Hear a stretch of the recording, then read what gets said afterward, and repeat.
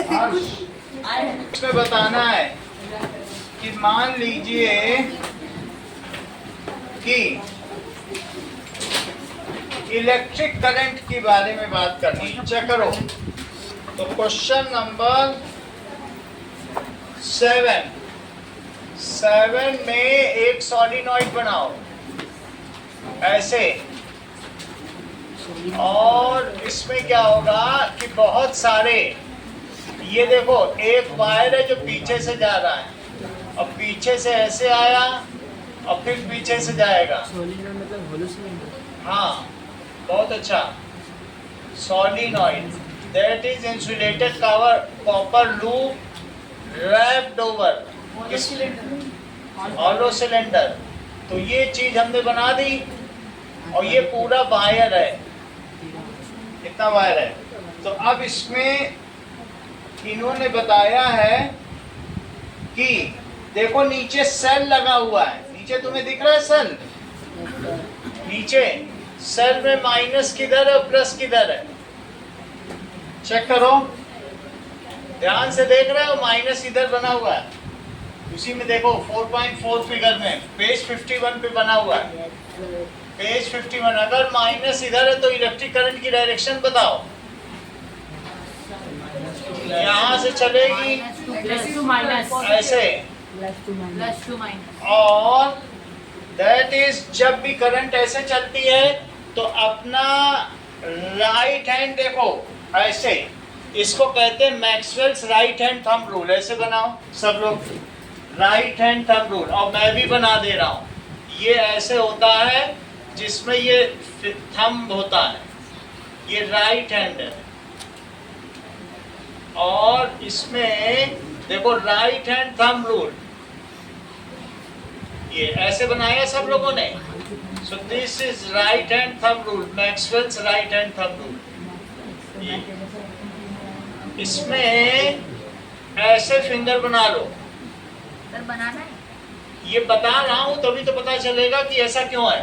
तो इसका मतलब है if the direction of current is in the direction of finger, direction of current किधर है, then thumb denotes the direction of north pole।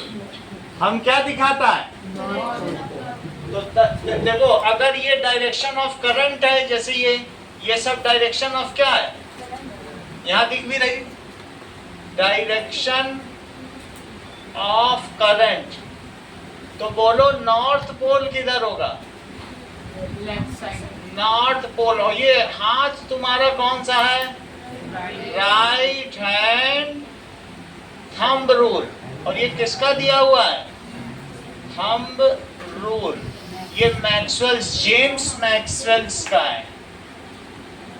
अभी मैं लिखवा देता हूं, तो नॉर्थ इधर हुआ तो इधर कौन सा हुआ, साउथ। अगर साउथ इधर हुआ और कंपास तुम ऐसे रख रहे हो, तो मुझे ये बताओ कंपास का कौन सा डायरेक्शन इधर की ओर रहेगा, रेड वाला कि ब्लू वाला, ब्लू वाला, करेक्ट। सबसे पहले किसने बताया, वागीश ने बताया कि रेड वाला। देखो कितना तेज है, जबकि पूरी क्लास ब्लू बोल रही थी। इसका सेंस ऑफ ह्यूमर कितना स्मेल कर लेता है हर चीज को। इस डायग्राम देख के बोला होगा, क्योंकि डायग्राम में बना ही ऐसा, ये होता है वागीश। अब हम लोग फिर से समझें कि what is Maxwell's right hand thumb rule. If, ठीक है, रैप द, क्या करो बोलो, wrap the fingers of right hand taking thumb outside. Thumb को कहाँ निकाल लो, बाहर निकाल लो। तो if finger shows the direction of current, then the हितेश थंब शोज, बोलो यस, क्या बोल रहे हो, डायरेक्शन ऑफ नॉर्थ पोल। बोलो टॉपर आए हो तो बोलो, टॉपर नहीं बोलोगे तो कौन बोलेगा।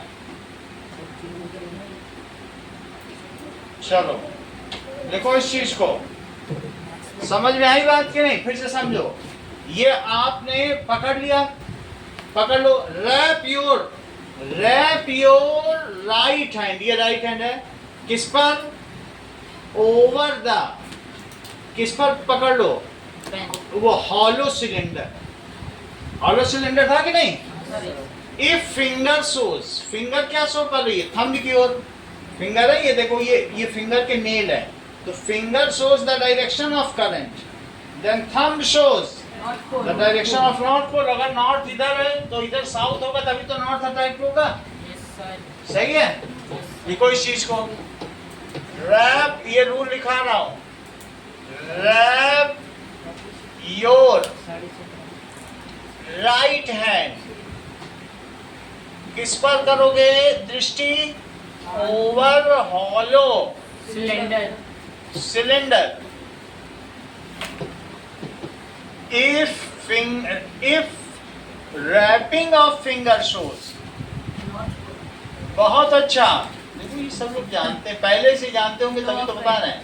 Fingers shows direction of current, इससे ये पता चल रहा है, देखो यहीं पे मैं कर लूं तो क्या डायरेक्शन ऑफ करंट नहीं लग रही? Yes sir. तो ये नॉर्थ पोल हो गया, डायरेक्शन ऑफ करंट।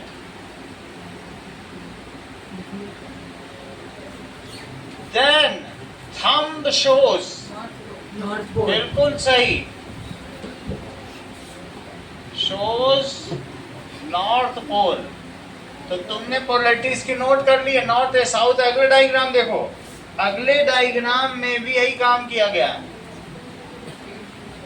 ये देखो, एक ये वायर आया और पीछे से आया है और फिर ऐसे हो गया, फिर ऐसे आएगा, फिर ऐसे आएगा, फिर ऐसे आएगा और फिर नीचे उतर आएगा।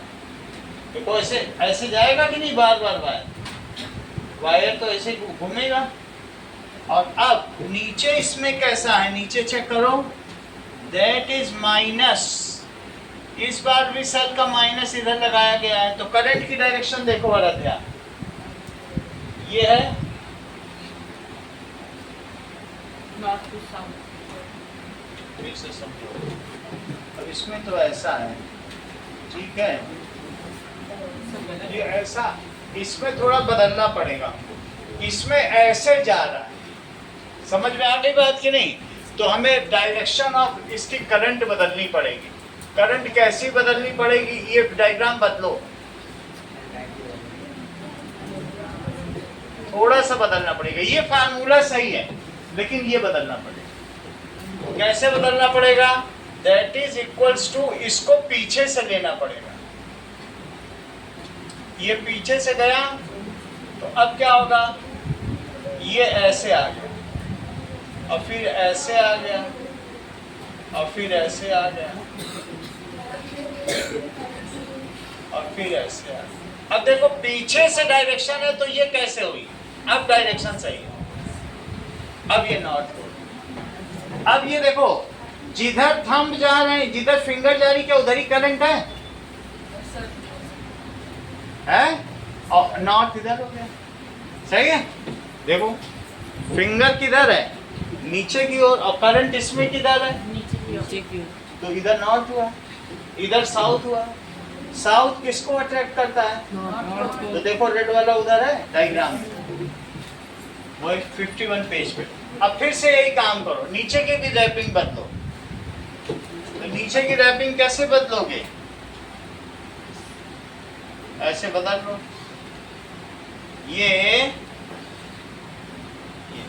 तो यहाँ पे ऐसे बदलो, एक रैपिंग, यहीं से दूसरी रैपिंग, तीसरी, चौथी, और यहाँ से पांचवी वाली नीचे आ गई। अब जरा देखो करंट किधर से चलती है? बोलो, प्लस से चलती है।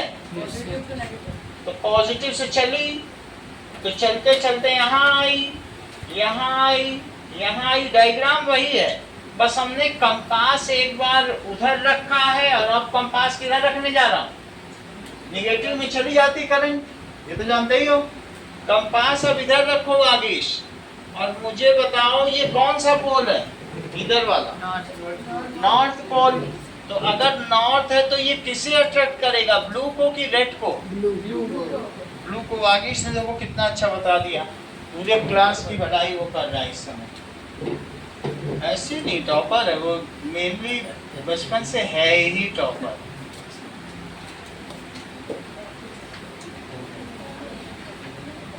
ये देखो, बोलो बात समझ में आ गई? देख लो, ऐसे देखो, ये नॉर्थ हो गया, तो नॉर्थ किसको अट्रैक्ट करता है? साउथ ब्लू माना जाता है, नॉर्थ साउथ, और ये इधर भी ब्लू कर लो। चलो अब अगला क्वेश्चन करो। करेक्ट। अगला क्वेश्चन देखो, वागीश ने कर दिया। That is क्वेश्चन नंबर 8 देखो। सपोज सुमाना पर यह सवाल किया गया है। Sumana forgets to move switch of electromagnet model to off position. After some times the nail no longer picks up the paper clips. So, but the wire wrapped around the iron nail is still warm. तो 8th question में कहा गया है कि सुमाना ने एक electromagnet ले लिया और इसी में नेल डाल दिया। ये देखो, ये रहा इलेक्ट्रोमैग्नेट और बीच में क्या डाल दिया? नेल डालने से इसका मैग्नेटिज्म 1000 गुना बढ़ जाएगा। समझ आ गया? आयरन नेल डाल दो तो वो कह रहे हैं कि थोड़ी देर बाद ये जो नेल्स थी वो पिन अब गिराने लगी, कुछ पिन चिपक नहीं रही है। ये करीब 10 मिनट हुआ होगा, पिन गिरने लग गई, लेकिन ये वायर गर्म हो गया। क्यों ऐसा हो गया? Loss of magnetism, loss of battery dead हो गई, no current. However heating effect, heating effect समझते हो कि दैट इज हीटिंग इफेक्ट क्या होता है करंट का? कि जब भी कोई चीज किसी से चलती है वायर से हो तो वो वायर गर्म कर देगी। क्वाइल, पंखे में भी तो पीछे क्वाइल ही होती है, घूम घूम के होती है कि नहीं? कभी देखा वाइंडिंग वाइंडिंग करने वाले को, पंखा वाइंडिंग करते रहते तो क्वाइल्स होती है। तो it is nothing but it is windings. पंखे के पीछे की भी ऐसे ही वाइंडिंग होती है। तो जो चीज ठीक है, बस ये समझो क्वाइल होती है पीछे, तो दिखाएंगे जहाँ रहे। ठीक है, अब देखो, तो इस तरीके से इस क्वेश्चन का आंसर लिखो। Electromagnet her after some time the iron nail no longer picks up. So after some times क्या होता है?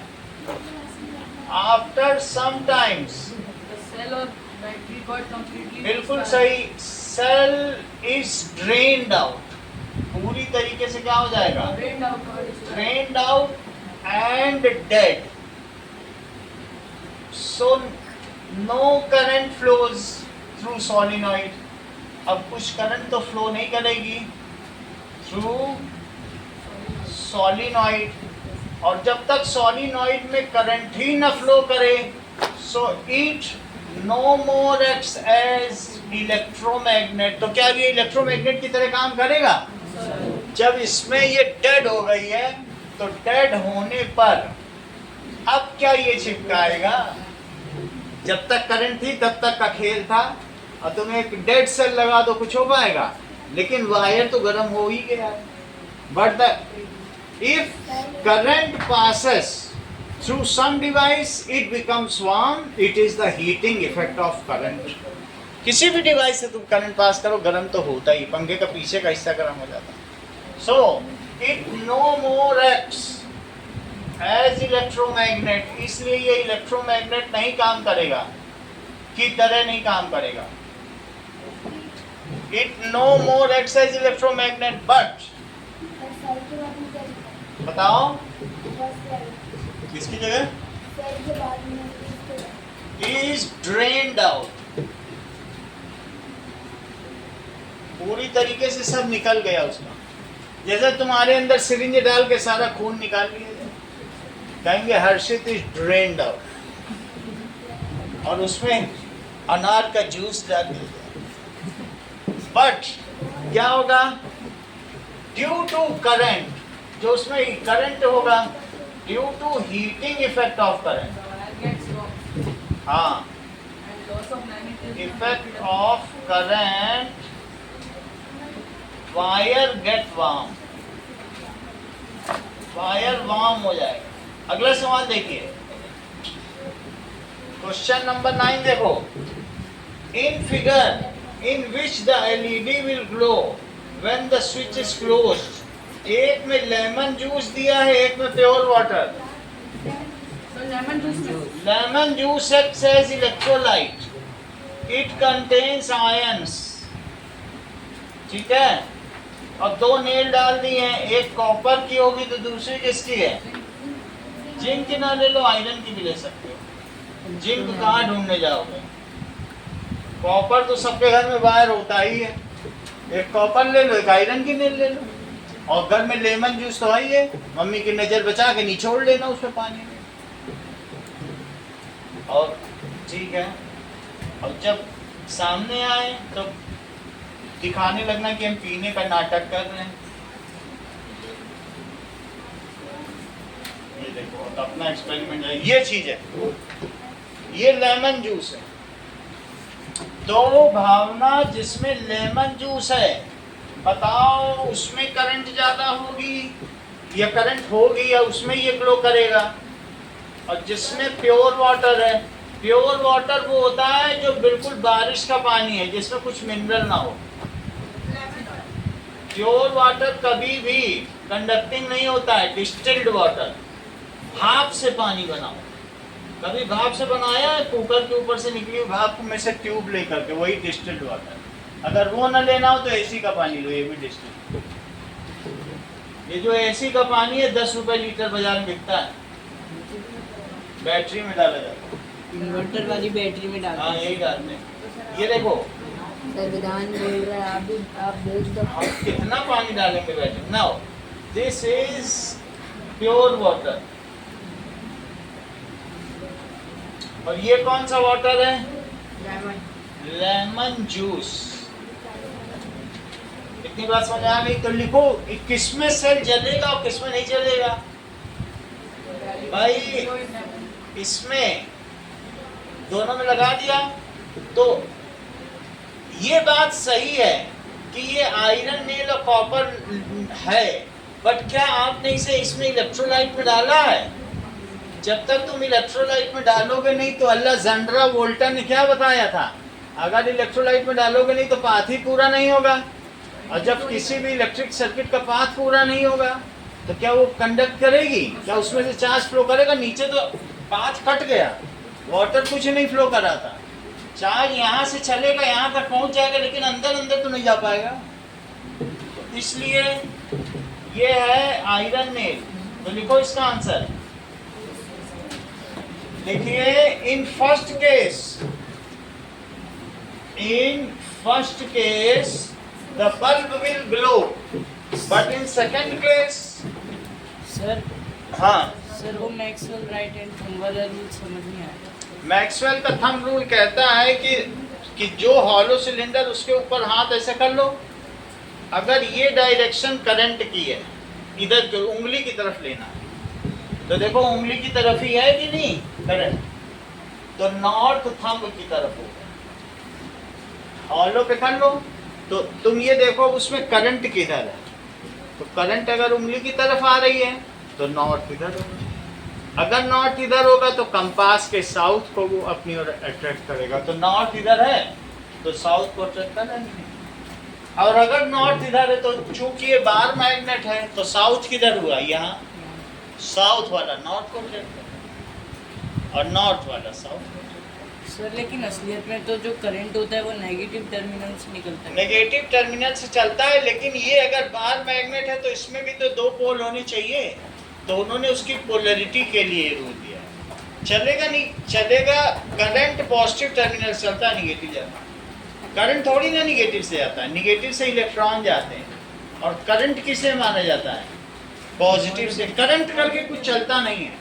करंट की डेफिनेशन क्या है? Movement of positive charge is called current. लेकिन क्या कोई पॉजिटिव चार्ज करके चलता है? तो इलेक्ट्रॉन इधर से चलते हैं और उसके उल्टे डायरेक्शन में करंट माना जाता है। तो इन्होंने ये कहा मैक्सवेल ने कि अगर ये बार मैग्नेट है, क्षण चुंबक है, तो इसमें नॉर्थ साउथ होना चाहिए। तो उन्होंने कहा हम बताते हैं नॉर्थ किधर होगा और साउथ किधर होगा। तुम देख लो उसी हॉलो सिलेंडर के ऊपर हाथ रख के, और अगर तुम्हारी उंगलियों की दिशा में करंट है तो जिधर थंब है वो नॉर्थ होगा। जैसे ही उन्होंने ये बात बुलाई, स्वीडन ने बुला लिया, भैया आ जाइए, मेरे यहाँ 1 करोड़ रुपए नोबेल प्राइज ले लीजिए। उनको मिल, समझ में आ गई बात कि नहीं? ये अब आगे देखो, क्वेश्चन ये देखो, ये बात अगर वागीश ने पहले बताई होती तो उसे मिल जाता। अब वागीश अब बता रहा है, लेट बताया वागीश, या वो पहले पैदा हुआ होता है, या उसका ये मैक्सवेल का पुनर्जन्म ही वागीश के रूप में हुआ। नाउ अगला देखो, that is lemon juice acts as, lemon juice किस तरह एक्ट करेगा? Juice acts as electrolyte. Electro का क्या मतलब होता है? चार्ज। और लाइट का क्या मतलब होता है?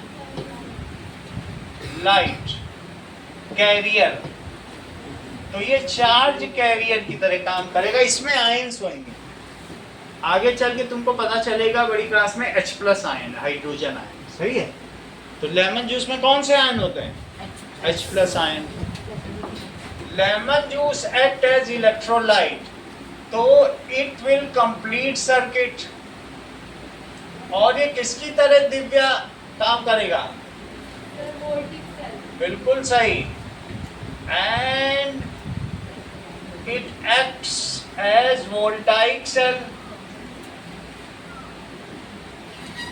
And LED bulb will glow।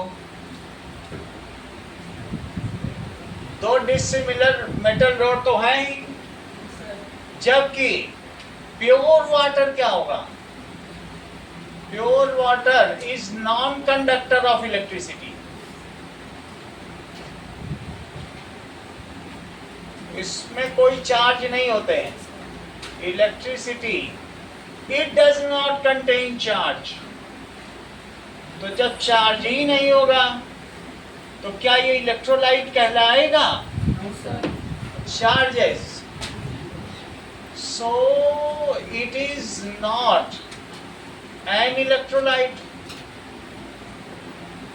Now electrolyte, now circuit remain open. Open circuit का मतलब तुम समझते हो क्या? खुला हुआ सर्किट है, क्योंकि नीचे पूरा हो ही नहीं पा रहा।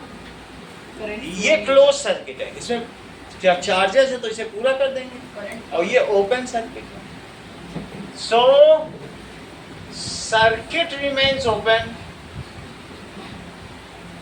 Remains open. ओपन का मतलब स्विच ऑफ। अगर तुम्हें ओपन नहीं समझ में आता है तो तुम स्विच ऑफ लिखो, लेकिन ये बहुत कॉमन वर्ड है open. Switch off and hence LED bulb will not glow. Hence LED bulb will not glow. अगला सवाल देखो, that is question number 10. Neha keeps the coil exactly same as in activity. तो activity 4.4 देखो कहाँ दी गई activity 4.4, ये देखो 4.6 हो गई। मैं पेज बता रहा हूँ तुमको, जब तुम देखना, ये वही है पेज नंबर 51 की एक्टिविटी में। Neha keeps the coil exactly, page 51 देखो, वही एक्टिविटी वो नेहा ही कर रही है। So leaving only but slides the iron nail out, लेकिन वो नेल को बाहर निकाल दे रही है। अब coiled वायर है, so will the coil still deflect the compass? Yes, sir. If yes, will the deflection be more or less? Yes, yes. बोलो। Yes. क्योंकि नेल ही निकाल दोगे तो उसका मैग्नेटिज्म 1000 गुना कम हो जाएगा, और 1000 गुना कम मैग्नेटिज्म होगा तो क्या वो उतना डिफ्लेक्शन दे पाएगी? ये तो नेल की वजह से सोलिनॉइड मजबूत होता है, ठीक है कि नहीं? तो लिखो if Neha pools out the nail, इसमें जैसे नेल है ऐसा है, और नेल निकाल दिया जाए वो खींच लेगी तो भी तो कॉइल बनी रहेगी. So if Neha pulls out iron nail डाली थी, आयरन नेल डालो, गैडोलीनियम डालो, निकल डालो, कुछ भी डालो, pulls out iron nail, then also, ठीक है, सोलिनॉइड एक्ट्स है. सोलिनॉइड तब भी कैसे काम करेगा? सोलिनॉइड एक्ट्स एज इलेक्ट्रोमैग्नेट, तब भी ये कैसा होगा? Electromagnet. But it's magnetic strength reduces, इसकी चुंबकीय तीव्रता क्या हो जाएगी? Yes. Strength reduces and it will deflect the magnetic compass but lesser, ज़्यादा नहीं डिफ्लेक्ट कर पाएगी, and still it will deflect.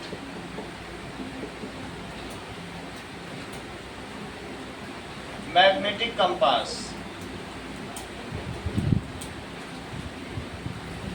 but in lesser amount,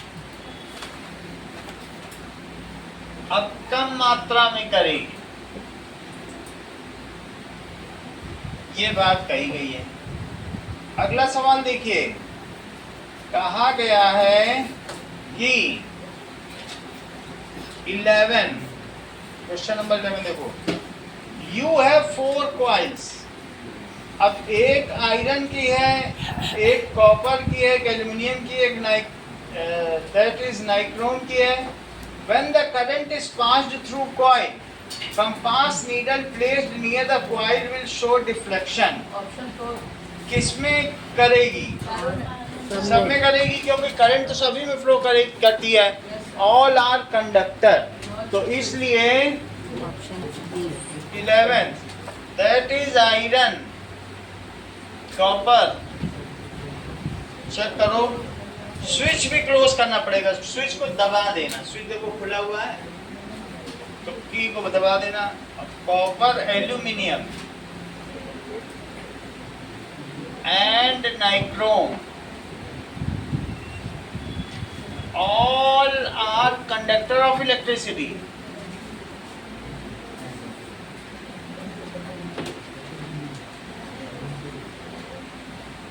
और चारों में सॉलिनॉइड बना के रखा हुआ है, ऐसे घुमा घुमा बना हुआ है कि नहीं?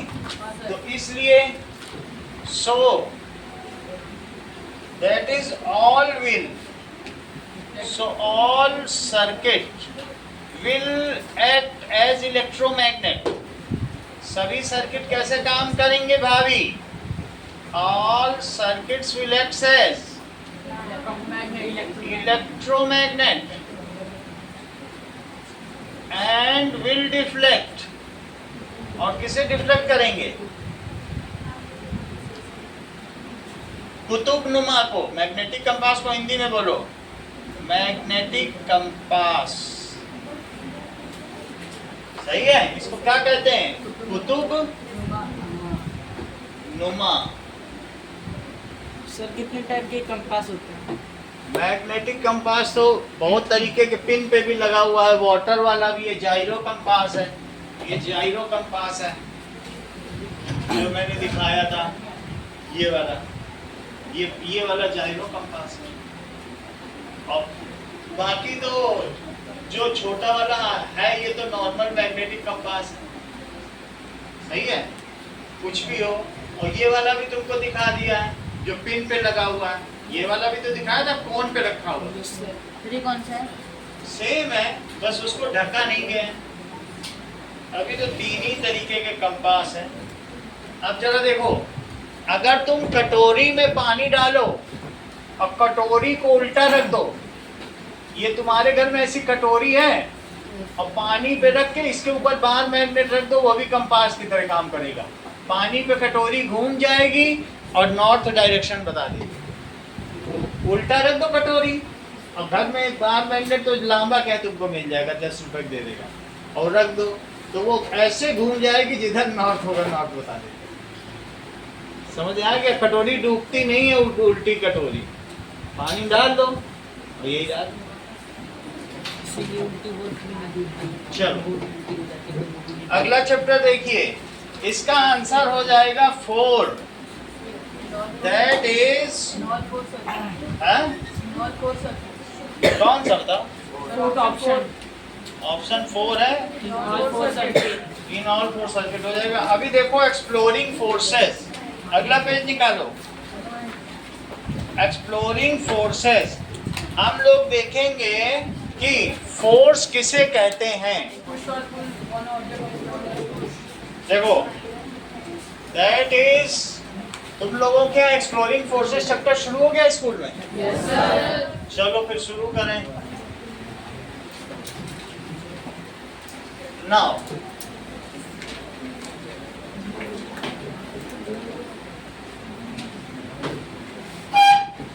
किसी भी चीज पे अगर तुम पुश करते हो या पुल करते हो तो उसे फोर्स कहते हैं। लिखो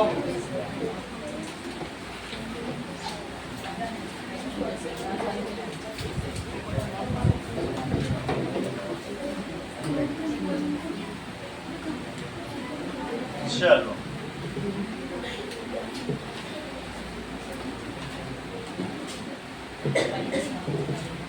now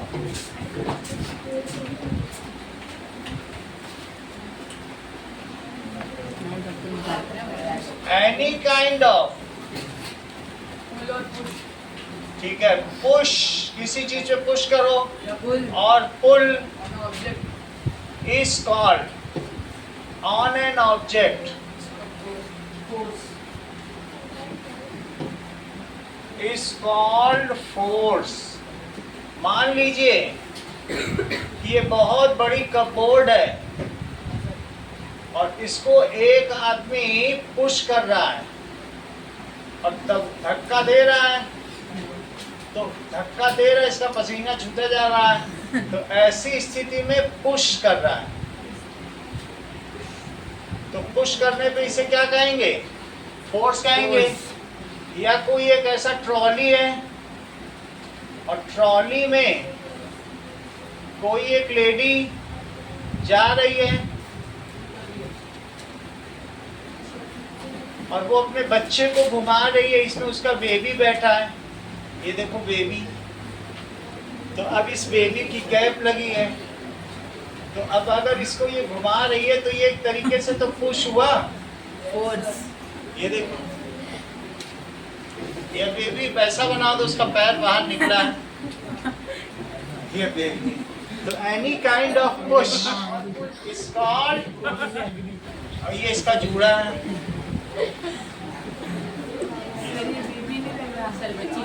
बेबी के नीचे गद्दा रख। अब ये देखो नाउ, या फिर किसी भी ड्रॉअर में, अगर मैं एक ड्रॉअर है और उसको खोला जाए तो बताओ, तो अगर पुल किया जाए तो भी तो क्या हो सकता है? फोर्स हो जाएगा। ये ड्रॉअर है, इसमें से निकाला जा रहा है, सो एनी काइंड ऑफ पुल, तो पुल भी फोर्स हो जाएगा और पुश भी फोर्स हो जाएगा। कुछ लोग ऐसा भी करते हैं कि मान लीजिए ये लेडी जा रही है अपना सूटकेस लेकर और इसमें व्हील लगी हुई है, तो ये खींचती हुई जा रही है कि नहीं? Yes, sir. इसका जूड़ा बंधा हुआ है और ये ऐसे पकड़े है। तो नाउ दिस इज, जो भी ये लेके जा रही है, it is a kind of pull, खींच रही है ना। तो जो पुल हो गया या पुश हो गया, तो पुल और push is called force. Force 5 चीजें कर सकते। सो इफेक्ट ऑफ फोर्सेस,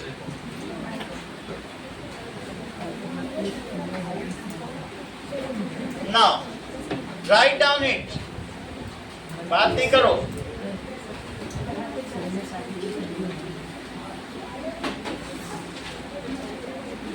पहला can change the direction of the it can change, बाद में सिर्फ इरेजर को देख लेना, अभी लिखो क्योंकि आधी स्पेलिंग तुम्हारी गलत होती है daily. It can, change the direction. सबसे पहले it can move the object at rest. क्या तुम किसी चीज पे जो रुकी हुई चीज है फोर्स लगाओ तो चल देगी क्या? ये देखो ये टेबल चल रही। It can move the object at rest.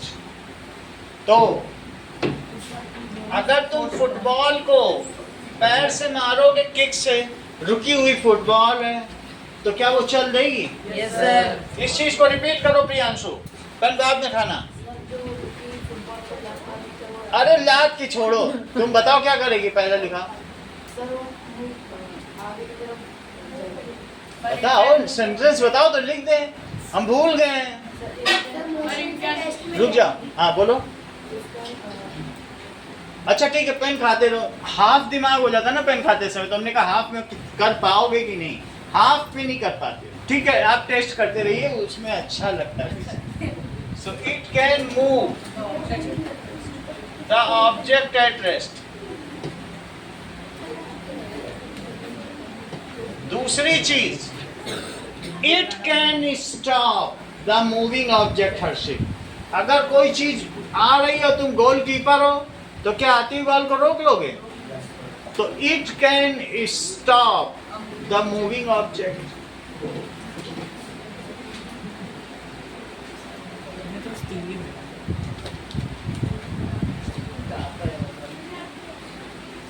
और तीसरी चीज, अगर हर्षित साइकिल चला रहा है और तुम पीछे से धक्का देने लग जाओ, तो क्या हर्षित की स्पीड बदल जाएगी साइकिल की? और धक्का देने लग जाओ, साइकिल तो चला ही रहा है और तुम दौड़ते दौड़ते जाओ और धक्का दे दो। सो it can change the speed of moving object. Moving object it can change, क्या कर सकता है? Speed of the moving object. The speed of Moving object. Moving object. और चौथी, अगर एक फुटबॉल जा रही है उधर और तुमने क्या किया, पैर से ऐसे मार दिया, तो क्या देखो फुटबॉल सीधे जा रही भावना, और तुमने पैर से ऐसे मार दिया, तो जाती हुई फुटबॉल, ये देखो फुटबॉल गई ऐसे मार दिया, ये जा रही। तो it can change the direction of Moving object. हो सकता है कि नहीं? किसी को धक्का दे दो, जैसे तुम जाओ और पीछे से भाभी जाए, लात मार दो इसकी सही, तो भाभी सीधे न जाके रिक्शे जाने लग जाएगी और गोलगप्पे की दुकान में फ्री में गोलगप्पे। दैट मीन्स, समझ आएगा? किसी के भी अराधा के कर दो, अब ऐसा मन में शरारत तो आती होगी। तो it can change the speed direction of Moving object. सही, ठीक है। सर लिख लिया। It can change the direction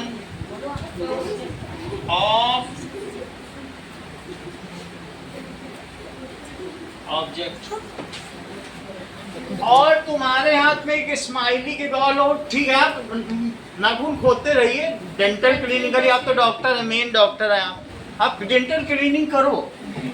main क्या है, अगर स्माइली की बॉल है तो, क्योंकि अब इस बार भी जीरो लाया है, ये 27वीं बार है, तो एक अप्रोच है उसकी, उसे नोबेल प्राइज पाना है, रिकॉर्ड बनाना है क्लास में, तो उसको अपना काम करने दो, आप डिस्टर्ब मत किया करो उसको। कभी भी एग्जाम दे तो उसके पास बिल्कुल शांति बना कर रखो, क्योंकि एक रिकॉर्ड की ओर वो बढ़ रहा है, और 15 अगस्त में बन जाएगा तो अच्छा ही है।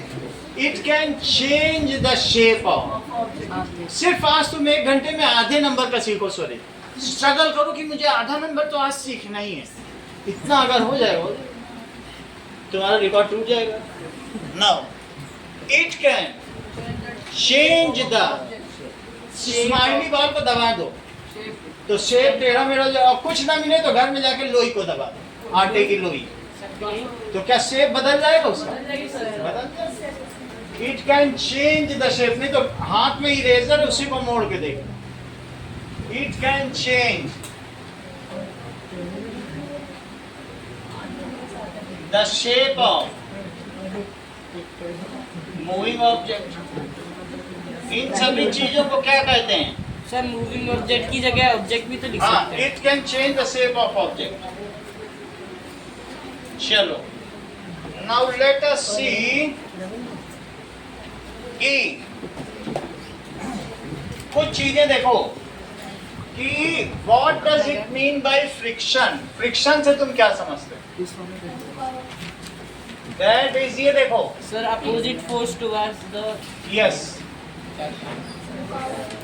ये देखो, there are some irregularities between two surface. तुम देख नहीं पाते हो, लेकिन जमीन में और साथ में जो तुम बॉक्स ले जा रहे हो, खिसका रहे हो, तो क्या उन दोनों के बीच में इरेगुलरिटीज है? और बिल्कुल पाउडर डाल दो जमीन में बहुत सारा, और तब बक्से को खिसकाओ तो खूब आराम से खिसक जाएगा। उसको फिल कर दो, ऑयल डाल दो, वेट हो जमीन तो फिसल जाओगे। लेकिन देयर आर सम इरेगुलरिटीज। इसको क्या कहते हैं? फ्रिक्शन। इरेगुलरिटीज। सर कैरम के बोर्ड पे भी पाउडर डालने पाउडर डालने चलने लगेगा तो लिखो इस चीज को। हम लोग फ्रिक्शन समझ रहे हैं क्या होता है। Friction force, friction. There are, ठीक है, many irregularities between two surfaces in contact. Many irregularities. Sir irregular तो मतलब इरेगुलर का मतलब ऊंचा नीचा। Space. irregularities between two surfaces। एक तो जमीनी हो गई, जमीन को क्या ऑब्जेक्ट कहोगे? two surfaces in contact। ये बात समझ आ गई?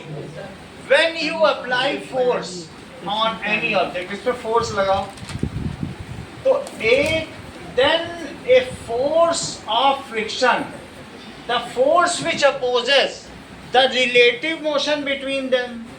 मान लो जैसे ये चीज है कि ये मैं इरेजर को हाथ में चलाने की कोशिश कर रहा हूं, तो इनके बीच में इरेगुलरिटीज है, इसमें भी कुछ है और इसमें भी है। तो हमने फोर्स लगाया, लेकिन इसको किसने अपोज किया? इनके बीच की इरेगुलरिटीज ने। ये तुम ऐसे करो, घर में अलमीरा को खिसकाओ तो क्या आसानी से खिसक जाएगी?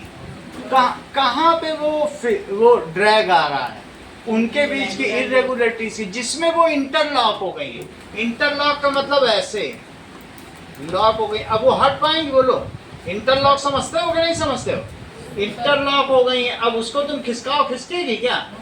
तो इसलिए क्या किया जाता है? It get interlock. So the force which opposes, जैसे ये दो हाथ हैं, ये बताओ अभी ऐसे से चल रहे हैं, इनके बीच फ्रिक्शन काम करेगा अंकल कि नहीं करेगा? नहीं करेगा, क्योंकि रिलेटिव मोशन नहीं। लेकिन ऐसे चलाओ तो रिलेटिव मोशन है। दोनों चलेंगे तो रिलेटिव नहीं है। लेकिन अगर एक चले दूसरे के ऊपर तो कैसा मोशन हो गया? So if we apply a force on object, then the other force which opposes the relative motion between these two objects is called frictional force. Any force which opposes relative motion between two objects, जैसे चलती चलती गेंद को कोई रोक दे तो क्या glass और बॉल के बीच में फ्रिक्शन है? एनी फोर्स, कोई भी बल जो दो वस्तुओं के बीच होने वाली तुलनात्मक गति को रोक देता है, उसे घर्षण बल कहते हैं। दो चीजों के बल बीच में, चलती चलती रुक जाए, यहीं से बॉल लुढ़काओ वहीं चली जाए, बाउंड्री पहुंच ही नहीं पाए, किसने रोक दिया उसको? फ्रिक्शन ने रोक दिया। तुम चलते चलते पता चला सड़क आ गई और फिसल नहीं पाए, मिट्टी से फिसले, लेकिन ये आगे सड़क पड़ गई अच्छी सूखी, तो किसने तुम्हें रोक दिया? एनी फोर्स विच क्या करता है?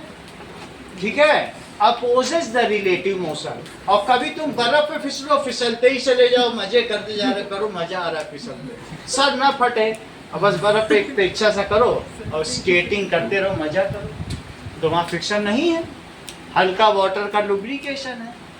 रिपीट करो व्हाट इज फ्रिक्शन भाभी,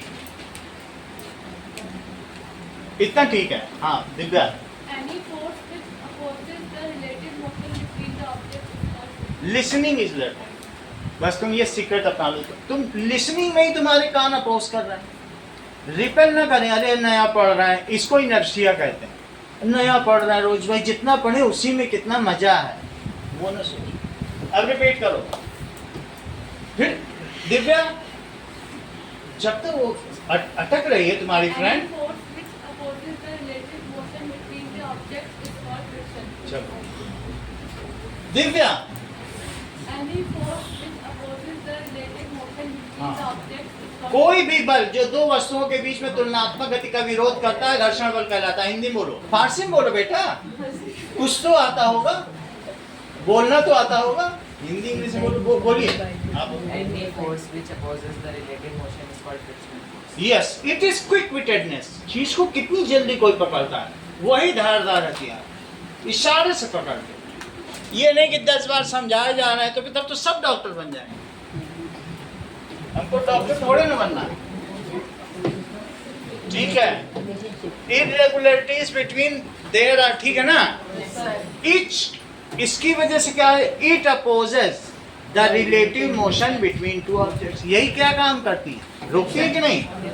सो दीज इरेगुलरिटीज गेट इंटरलॉक।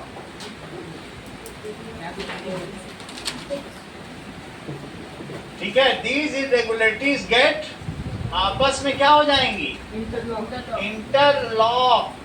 कभी तुमने स्पाइक्स वाले जूते पहने देखे जिसमें रबड़ के स्पिंडल होते हैं, वो अगर मिट्टी में भी चलोगे कभी फिसलोगे नहीं।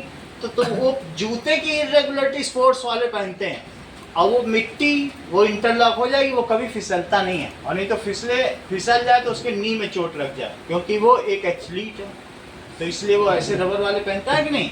तो दीज इरेगुलरिटीज गेट इंटरलॉक। कभी तुमने देखा कि तुम्हारी पहिए में भी बहुत इरेगुलरिटीज अलग से बनाई है, कि बिल्कुल फिसलने वाला पहिया बनाया गया तुम्हारा, नहीं ना। तो क्यों बनाई गई है, जिससे मड में आ जाए तुम्हारी साइकिल तो वहाँ इंटरलॉक हो जाए, फिसले ना, नहीं तो स्किड करती रहेगी वहीं, तुम आगे बढ़ पाओगे कभी। तो these irregularities get interlocked and they resist any relative motion between two surfaces. ये क्या करती हैं, आपस में दो के बीच में हो रहा है मोशन तो होने नहीं देंगे, उसको क्या कर रही है, ये रेजिस्ट, रोकती हैं। दे रेजिस्ट एनी, तुम टेक लगाए रहो विधान, उतने में ही तुम कमाल कर जाओगे। 3 नंबर तो तुम बातों बातों में ले आते हो। दे resist any relative motion between two objects।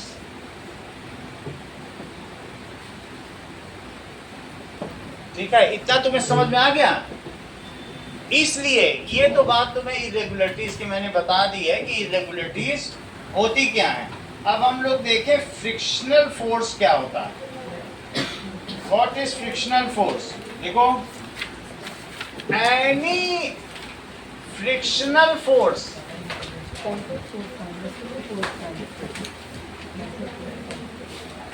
is a kind of opposing force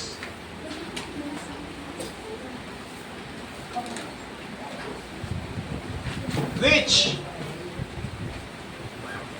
is due to irregularities present between two surfaces in contact. Two surfaces in contact. अब देखो इसकी डेफिनेशन क्या है, any force which opposes relative motion between two objects in contact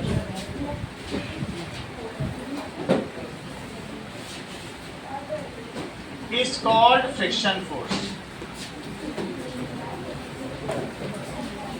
इसका example क्या है, friction helps in moving us on ground, road पे चलते हो तो क्यों तुम फिसल नहीं रहे हो? कौन तुम्हें मदद कर रहा है? Friction helps.